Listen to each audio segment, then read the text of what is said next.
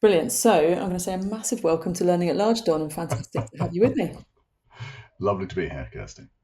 So let's kick off with you introducing yourself, if that's okay, in case people have been living under a massive rock and just don't know who you are. There are always people who won't know who you are, and I think it's really important not to assume that people know who you are. So I'm Don Taylor. I probably best known for chairing the Learning Technologies Conference in London since the year 2000, but I also do research and writing into what's happening in the world of learning and development, and also do a certain amount of support for startups in this field, in the edtech space in particular, particularly European and British startups. Brilliant. Thanks for that. That's really helpful. And we're going to dive in today to talk about your most recent report, which is AI in L&D. It's the third research paper you've done of its type, a little bit different this time, and it's called The Race for Impact. So you have been kind of tracking, if you like, how AI is being used in L&D and perhaps now looking at how it might be changing things as well for L&D. I love to start with kind of snappy questions that put you on the spot to help us introduce things. But if you had to sum up where you think we are with AI and L&D in one sentence, what would you say? Well, my co-author, Egla Binauskaita, summarizes it by saying uh, more of the same. And I think that's true, but it's also clear, and we spend a lot of time talking about these things, that it's more than more of the same. And I could summarize it really in two words, which is two tracks. Doesn't help you, but I think in the course of the podcast, we'll explore more what those two tracks mean. Okay, we'll see it as an intriguing cliffhanger and come back to it in a bit then. Um, and there are some kind of case studies in this paper, and obviously dug into the uses of AI in L&D. What made you sit up this year and think, oh, that's interesting? What made me sit up this year? It's not one thing, one thing that made me sit up, but I think if I was to pick out one thing from the case studies that made me think, oh, that's interesting, it would be the use of. This is a slightly random example because all the case studies are great, and I don't want to choose a favourite child, but the use of Digibots to a company called Layton, where they have effectively created a tool centrally that enables people to share good practice, and that is now distributed across the organization. And they are pushing things out so that local teams can share how to do the job well, very effectively, using this tool they've created. That's a very brief summary of it, but I think it's a really good example of how AI now enables us to do things at scale that we couldn't do before. And that business of doing things that we couldn't do before is different from the efficiency measure, which is, oh, we'll do what we're doing now, but do it bigger, faster, cheaper. No, this is doing something which you couldn't do before, which is enabling people out there in the organization to share good practice fast in a way that just wasn't possible. Yeah. Okay. Brilliant. Well, maybe we can talk a little bit later about the case studies too. I think that one particularly interesting. It's James Swift, isn't it, Leighton? Because his background isn't L&D, and he's found a way to sort of cut Ah. through directly to performance, which I think does make it a bit of a standout for me as well. I think that business of people from outside L&D coming in and doing stuff is something we come up against quite often. And it is interesting how often that means people have a different attitude and different view and see possibilities that people from an L&D background wouldn't say. And I say that as somebody who's graduated from university, went into teaching English as a foreign language straight away. So I'm a dyed in the wool L&D person, but I do recognize that there's good stuff coming from the outside. Yeah, that's great. Over 50% are now using AI, and I think is it something around 35% are experimenting, which is a huge shift in kind of usage. But can you tell us kind of the headlines around the ways in which people are using it now? What changes are you seeing? And you've already mentioned content creation being one of the main uses, but what else are you seeing there? So just to talk about how we get this data, we ask people two questions. First question we ask people is, how are you using AI in L&D? And we give them a list of 12 things to choose from. And we can compare that very easily year on year. The other way we do it is we ask people a free text box. How are you using AI in L&D?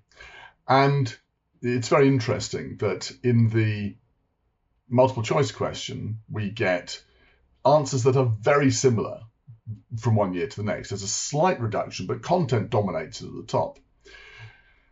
The one thing you notice there where you think, well, it's exactly the same as last year, apart from this thing. It's not exactly the same. It's very similar.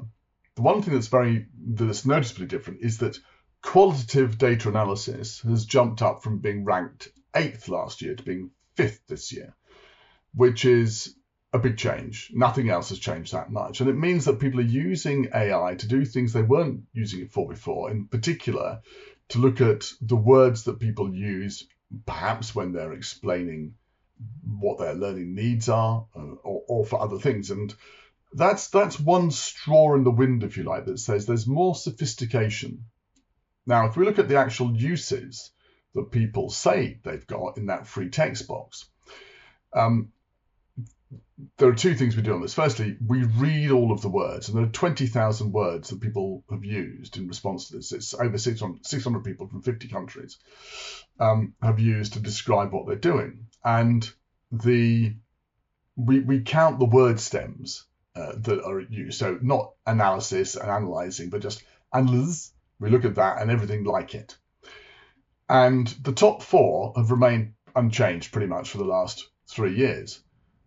But analysis and anything to do with it, data and research, have jumped up in use from the 20s, 30s, and 50 ranked options in 2013 to being the top 10 this year. That shows that people are talking about this in a very different way.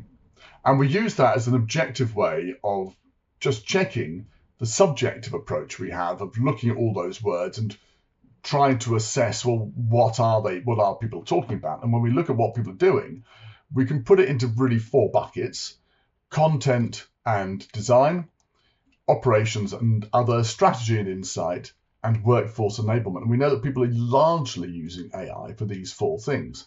Now, the content piece of that, as I say, is number 1, but the other ones are interesting. And I think the workforce enablement bit and also the bit about strategy and insight, those are things that I'm expecting to see more of next year. So if we look at, from what we're seeing this year with increased use, so if we look at how people are creating content, 3 years ago, the people were putting stuff into ChatGPT, or 2 years ago, putting a question into ChatGPT and just copying the answer. Now there's a far more sophisticated workflow around that. So even that is more sophisticated. And there's lots of examples of that. But in addition, we're seeing AI being used in learning to help promote practice, for example, or help people understand what it is that they should be learning. So that when we talk about that business of using it for qualitative analysis, one of the big standout uses this year is that people are using a variety of different inputs to put into either an open tool like ChatGPT or a tool that's part of the organization, and saying to it, well, what is my development plan? What plan should I be doing to develop myself, given all these different things that I have to do? And so there's a qualitative analysis of a bunch of text and data around this person. Interestingly, develop was another one of those word stems that increased in use this year. Initially, I thought, well, that's because people are developing content. It wasn't. The word develop was almost exclusively used around personal development plans. So it was, I think, another indication, another straw in the wind that people are being more sophisticated in how they use AI. But this is one of the 2 tracks, and I think we'll come back to that business of the 2 tracks in a minute, I'm sure. It's interesting, isn't it? Because I think we call it more sophisticated uses of AI in L&D, but I would also perhaps just say it's a more sophisticated approach to doing L&D, right? Because what we've talked about for years, and it's often been the elephant in the room, has been measurement and impact data, and it's not truly been embraced by everybody, right, across the board. Partly because it's hard, but partly because it wasn't always necessarily on people's radars. And then also that the real-time performance support, personalised kind of learning has always been talked about, but not necessarily really delivered in the way that we can now deliver it. So I think what we're seeing is a big sweep away from the kind of, hopefully, those one-hit wonder kind of digital learning pieces that might be quick or easy to produce, but actually really starting to deliver on more sophisticated learning, hopefully. I wrote a LinkedIn post some time ago where I said I reckon that the standalone course will be dead within 2 to 5 years. by which I meant the one size fits all, start here, finish there, everyone jumped through the same hoops course. And there was a tremendous backlash from people who said, no, my role as a trainer is irrefutable. I have to be there. I wish you could see me doing what I do in the classroom. Now, I come from the classroom myself. Um, I wasn't saying that the role of the trainer is dead. I was saying that the soup to nuts, everyone jumped through the same hoops course will be dead for all the things you just said. But I think that reaction to me showed that people align themselves with the course and the idea of there being a set curriculum very closely. And there's strong emotions at play there, very strong emotions. And I think that's one of the things which is holding us back from a different mindset around how we can use AI for learning. I guess that's why we're still seeing the highest usage being replicating those habits that people are in, right? What does it mean to do my job? It means for some or for many to produce that course. Unfortunately, the one size fits all are not necessarily personalised, and so therefore we see it replicating. But let's dive into those two tracks then, if it feels like it's the right time to do it. So you've mentioned the words, I think, twice now, so it'd be good to understand what you mean by them and where you're seeing this kind of split. When doing this research with Egler, and we sit down and we go through this data, and we sit down, we have coffee, and we mull it over, and we go away, and we come back, and there are three parts to this. One is just collecting data, interviews, surveys. The next bit is trying to make sense of it. What does all this mean? Testing ideas, throwing away things that can't stand up, and settling on some ideas. And then the third bit is how do we explain it? And the how do we explain it bit is another iteration in the what do we mean bit, because it is a real boiled down magnifying glass that you have to put yourself under to say, what exactly do I mean? How do I explain this really clearly? For a while, we were going with the metaphor of a peloton in the Tour de France, because in cycling races, you've got a group out front and they're going for it, and there's another group behind. And that seemed to work. But of course, in the Tour de France, the peloton crosses the line, or any cycle race, the peloton crosses the line, and then later, everyone else crosses the line. I kind of think that we have something like that separation in L&D, but the peloton's going to cross the line. I think everybody else isn't going to. So when I talk about two tracks, what we're talking about is one group that is using, and this is the majority of people, are using L&D for efficiency and doing what we do now better, doing it louder, doing it bigger. And there's another group that is seeing it as being transformational, and as you say, doing what we should be doing in L&D and really using these tools to achieve the goals which we should always have been striving for. We haven't seen, and this is something we looked at in the last report, we haven't seen evidence that if you use AI for efficiency, you automatically, at some point, start using it for being transformational. It might happen, right? It still might happen. We haven't seen evidence of that yet, but maybe we haven't seen evidence because the people who we've seen being transformational with it are the people who started very early and they've already done all the basics. So it could happen in the future. But at the moment, it looks like we've got two separate tracks, and one track's going to just be much better at doing the daily job of L&D, and the other track is saying, right, this is an opportunity to completely rethink everything we do. And we can either do what we've already been doing, but do it much better, or we can actually transform the role of L&D in an organization that may be transforming as well. So that's the two tracks. Does that make sense, Kirsty? Yeah, that makes absolute sense. And I think it comes out kind of clearly in your report as well. And I think by the fact that you dive into some case studies and try and show some of those more innovative or transformative kind of uses to highlight how to kind of break away from the pack or to kind of change tracks, I guess. Yeah, okay. So talking about the case studies then, there are quite a few actually included in this year's report, which I really love because, yes, you've got the quantitative data and your own thoughts around that. But for me, it's then what does that feel like? What does it look like? And how's that playing out? I'm not going to ask you to choose your favourites. I've already put you on the spot at the beginning when you talked about the Leighton one. But I guess based on what you've just been saying about for those who are kind of showing that they're on that transformation track, what kind of stories or examples can you maybe recall or come to mind to help you explain what that might look like? What are some people doing out there that is transformation? We've got 20 pages of case studies, and you're right, Kirsty. This is what people have said they love about the report. Is firstly the 20 pages, and then of the case studies, and then secondly is the what next bit, the triangle, which we look at the end. But when it comes to the case studies, I think that the ones that stand out for me are where people are just doing things differently. So you've got Digibots and Leighton. I think that the transformation that's taken place at Talabat is extraordinary, and that's where the L&D team doesn't really exist anymore. It has been broken down and put into a new way of approaching performance problems at work. And the example they have is of one area in the business where staff turnover was high. And traditionally, L&D's approach, or the business's approach, might be to go and say, right, well, look, let's go and train our managers to be better managers. But there isn't an L&D function really anymore in Talabat. What there is a squad or a series of squads that go and deal with problems.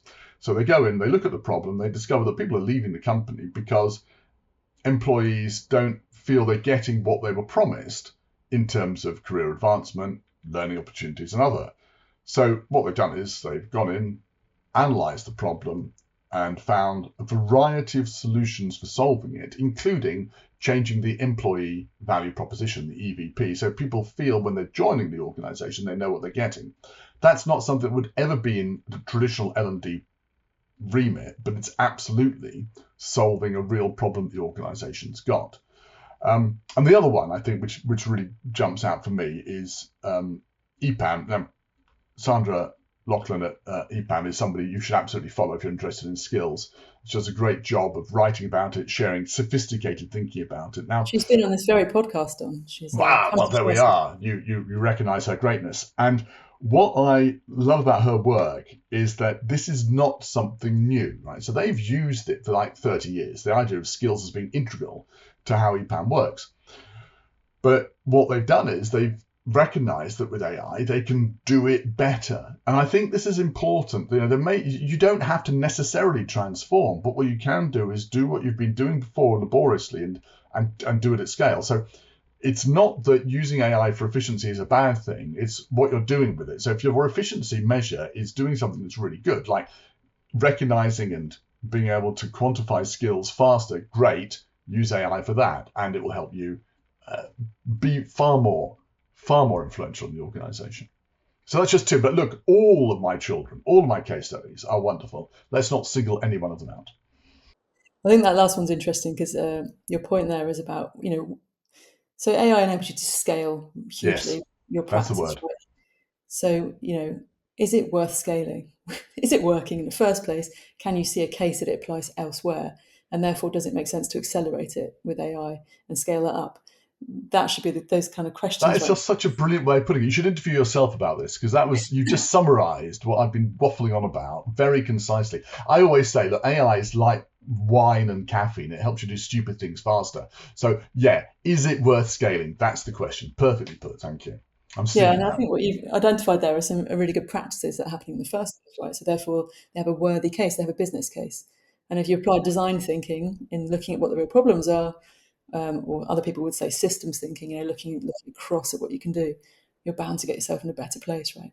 So we I guess what we've started to do is, yes, we've been talking about the uses of AI, and yes, we've talked about some of your case studies there of some of those great uses. But really, I think what we're talking about is how workplace learning is being reshaped in different ways, and L&D's role within that is kind of coming out.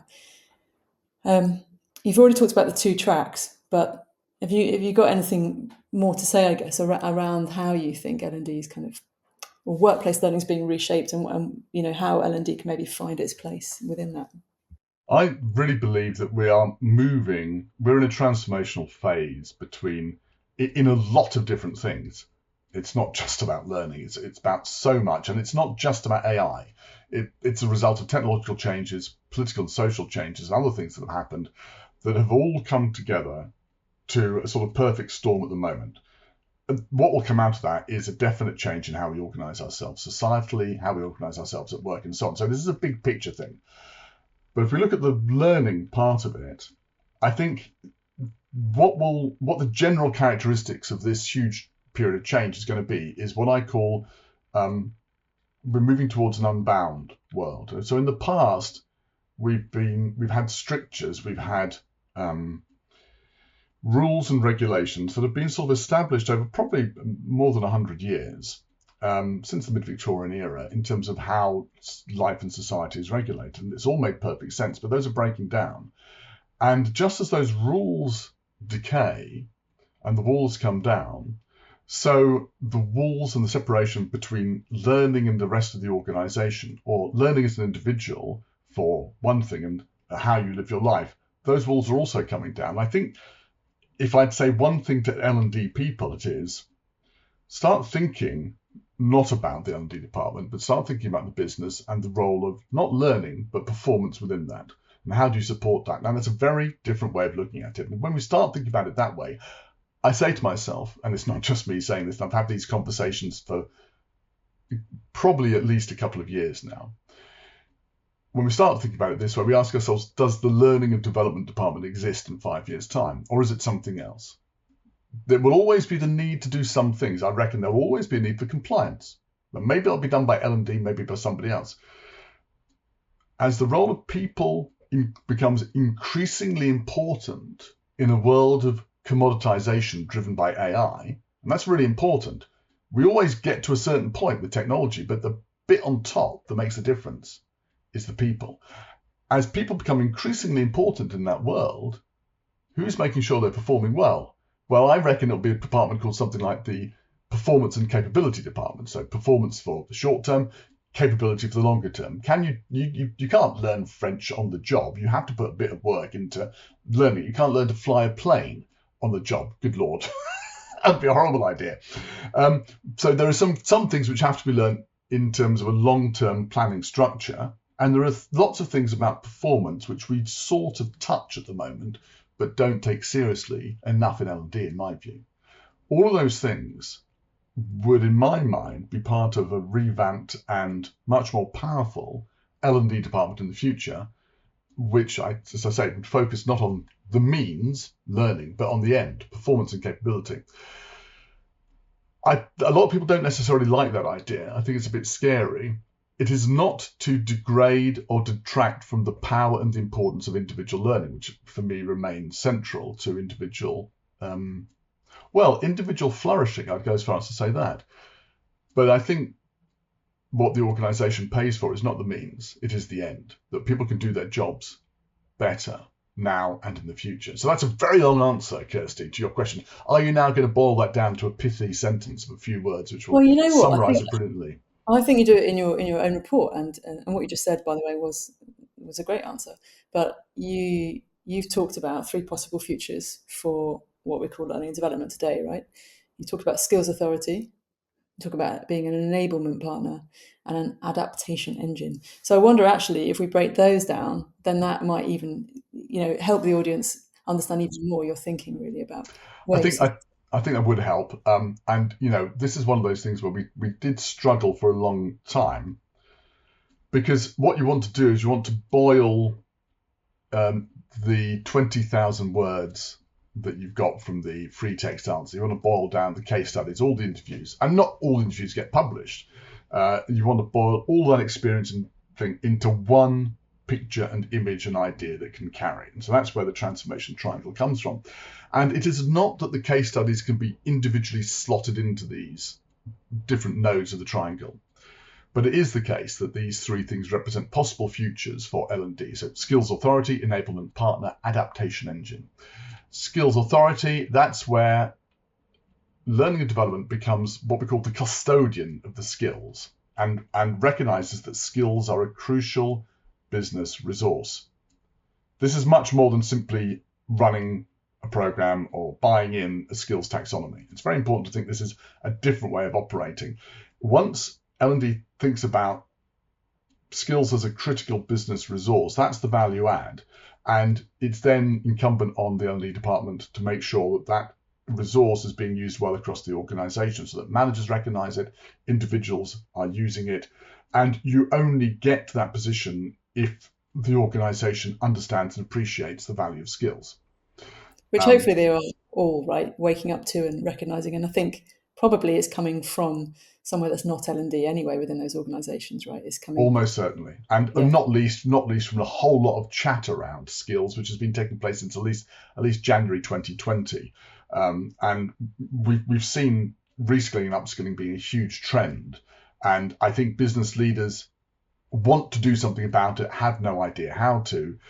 L&D needs to, there's an opportunity for L&D to step in there and say, we can help you with that. We need to be an expert also in how people learn and gain skills. And it doesn't just mean we create content for it. It's about understanding that skills are developed on the job in practice. That's one part of it, the skills authority. Enablement partner is different. Enablement partner, and again, this could look like, oh, this is the current department with a few tweaks, but it's not. We accept that L&D department doesn't know best and that things change very quickly. And if everything needs to come to L&D to create a course which then gets distributed out, it's a bottleneck that is working against the needs of the organization. Instead, we say, well, people out there know what they're doing. We're going to support them in creating content and also other things. They could be running programs of skills development or practice, and we'll help them do that. And our job in L&D is to enable them to do that quickly and efficiently, and also then, when people have done a good job, to share what they've done across the wider organization. And particularly in large distributed organizations, it could be a hotel chain, it could be a retailer, whatever. In those large organizations, there are always pockets of brilliance where great things are happening. It's L&D's job to find that and then share it wider. As I say, it's not just about saying, oh, yeah, we've got an L&D department here, and we're going to recognize the content that you've produced, and we're going to spread it elsewhere. It could be that you're in a hotel chain and in Sydney, somebody does a better job of producing a checklist for checking in, and you share that immediately, and somebody in Bogota picks it up the next day and finds, yeah, we can deploy this. It could be something as simple as that, or something very complicated. So that's the enablement partner. And these two are very different in the sense that skills authority is centralized, enablement partner is very obviously decentralized. The adaptation engine is the most radical one. It's the most radical transformation where L&D ceases to exist as a separate function, and it becomes part of a broad multidisciplinary team that solves performance problems by taking into account not just skills, but the whole environment, people, processes, technology.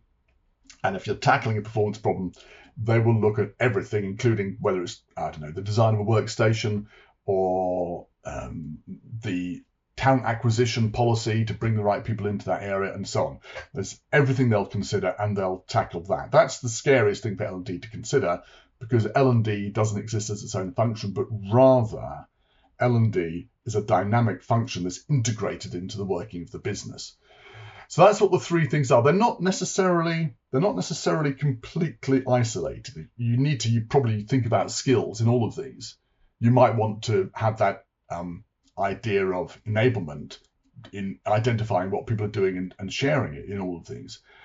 But you can't be both centralized and decentralized. You can't both have an L&D department and not have an L&D department. So you have to determine, well, okay, where are we? What's our main point of focus? And then from that, what else do we need? Again, that's me trying to boil that down. But for me, when we look at the two tracks and we look at people who are in the peloton, they're doing things differently, that's where they're heading. They're heading to one of these three destinations. Yeah, that's interesting. And the skills one, I think, stands out for obvious reasons, because businesses are going to invest in skills, and they're going to see learning as a commercial lever or a success lever for the business. Hopefully. And they do it with or without it. Yeah, I hope so. I sort of see it as almost like being a product owner for skills, and using that kind of design thinking in that. Yeah, and the adaptation engine is sort of like the mycelium network under a forest. It's kind of like drifting out, but supporting so much that goes on in the ecosystem. What So a great metaphor. I love it. That's yeah, great. don't steal it. Don't steal it. It's mine. You No, heard it here I've got first. that now. Sorry. It's part of my kit bag. Um, and what do you think makes a difference then if somebody's perhaps on the track of maybe doing what they've always done, but now perhaps doing it with AI and maybe doing it in slightly more sophisticated ways than they were doing it a few years ago? What's the key factor you think that determines whether L&D folk continue in that track or really start to shift towards real impact? One thing, there's lots of answers to this, but the key thing we've identified in the research and talking to people is leadership in the L&D team. And it is very noticeable that, and I've done work on this separately, identifying what makes a great CLO, but it's quite clear for me that the factors identified on that absolutely come to play on this. And the key factor is the attitude of the leader. And it sounds so wishy-washy, but let me try and identify what some of those key factors of the attitude of the leader are that make a difference. The key one is that they act entrepreneurially. They see the department as being something like a business. They have a clear sense of the values they've got. They understand what success looks like, and they have a pole star. They have a North Star they're absolutely heading towards. And just like an entrepreneur will say, we're going to do X, they're heading towards that, and they will jink and they'll jive on the way there. They'll go one way, the other way. They know where to make compromises. They know what to fight about, what not to fight about, because it's all about getting to that destination. The destination is usually about performance and impact for the business. That's how they see it. And I think about the great people I've seen do this, and they're always prepared to be, in some ways, quite loose on their way. Yeah, we're not going to fight about that, but in other areas, they're absolutely not giving up. We've got to do it this way. They're unambiguously focused on it. So it's that ability to drive towards a particular destination and to be comfortable with incorrect and ambiguous information on the way, because you never know the truth about everything in a business. That is, for me, the key determining factor between an L&D department that's going to use this tool for success and one that's just going to use it to be more efficient, which is great, but it's in a world where L&D is under pressure. I think that's not enough.